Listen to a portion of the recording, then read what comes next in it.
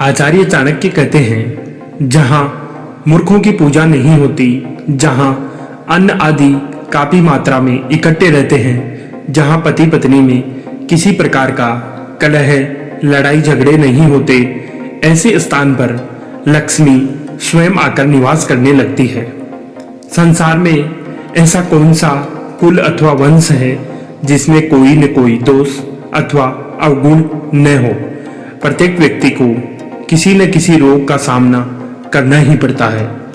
ऐसा मनुष्य कौन सा है जो व्यसनों में न पड़ा हो, और कौन ऐसा है जो सदा ही सुखी रहता हो, क्योंकि प्रत्येक के जीवन में संकट तो आते ही है। आचार्य ने यह बात ठीक ही कही है कि कोई विरला ही वंश अथवा कुल ऐसा हो जिसमें किसी प्रकार का दोष न हो। इसी तरह सभी व्यक्ति कभी न कभी किसी रोग से पीड़ित होते हैं। जो मनुष्य किसी बुरी लत में पड़ जाता है अथवा जिसे बुरे काम करने की आदत पड़ जाती है, उसे भी दुख उठाने पड़ते हैं। संसार में ऐसा कोई व्यक्ति नहीं है जिसे सदा सुख ही मिलता रहा हो और संकटों ने उसे कभी न घेरा हो। अर्थात कोई मनुष्य पूर्ण नहीं है। कोई न कोई दुख सभी को लगा ही रहता है। मनुष्य के व्यवहार से उसके कुल का ज्ञान होता है। मनुष्य की चाल से इस बात का पता चलता है कि वह कहाँ का रहने वाला है।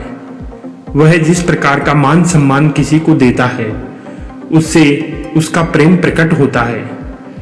उसके शरीर को देखकर उसके भोजन की मात्रा का अनुमान लगाया जाता है। इस प्रकार आचार्य चाणक्य ने आगे कहा, मनुष्य जिस प्रकार का व्यवहार करता है, उसके कुल का पता इस प्रकार से लगाया जा सकता है। इसी प्रकार उसकी भाषा और बोलचाल से उसके देश प्रदेश का भी पता लगाया जा सकता है कि यह कौन से स्थान का है।